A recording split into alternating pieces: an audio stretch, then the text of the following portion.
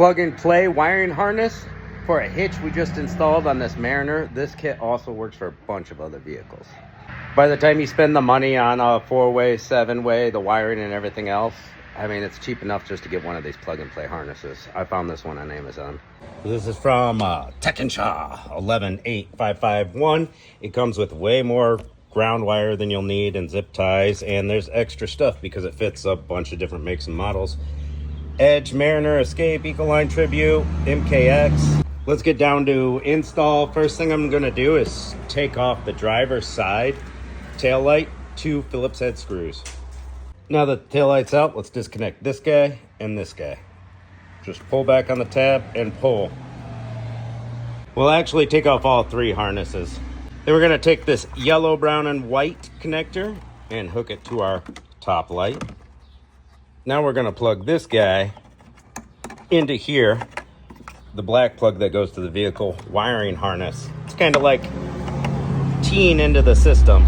Now we're gonna take our wires with the 4-way that goes to your trailer and the green wire. We're gonna route that right down here in between the bumper and body. And that, see the light at the end of the tunnel? That'll have us down through the body, down, it'll touch the floor. Like so. Now let's take our passenger side tail light out. We're gonna let the 4-way to the trailer hang, run the green wire under your bumper. Stay away from any hot stuff like exhaust. This T connector, we're gonna go right up through that hole. See daylight? Boom. And that's going to connect right in that passenger tail light. Then our 4-way right here will route right through the center between the hitch and the bumper. All right, now we got our wiring harness T hooked up there to this top light. Don't touch those ones. Now it's time to attach our ground wire, this white wire right here. Cleaned off a little spot on the frame. We'll drill, I think it's a 3/32 hole is what they say, right there. They provided this 1/4-inch head zip screw.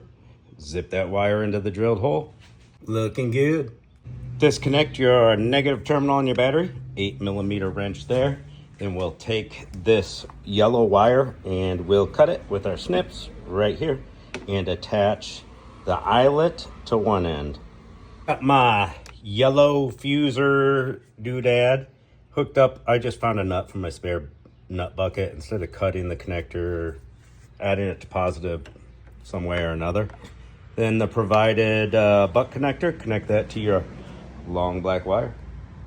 We're gonna take that black wire and route it away from any hot or moving parts.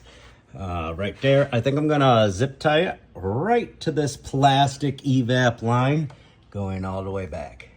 So this is how I decided to route it, not putting much thought into it. It's going underneath the air box, behind the booster, and then down out of the way of everything. Ooh, I left one little loop. Got to get a little more slack out. Got to pull on the wire when I'm underneath of it. And there we go. As we come around to the back of the vehicle, I've got it routed safely all the way back to there.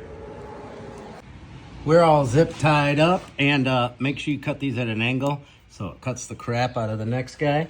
And then you come over here. I mounted this black box with a little self tapper. I think the instructions say to put it up in here, but I'm good. Then your black wire is going to connect to the black wire that is running off this box right here. I took the extra 4-way wire and just kind of zipped them up underneath there. Because this is long enough, we'll kind of just shove them right in there. Now we just got to tidy up this green wire. And this green wire, I'm going to put all the slack up in here. All right, we got our wires, our extra little length, electrical taped up. And these little pegs fit in. Snap them in, make sure you got them both lined up. I only got one lined up.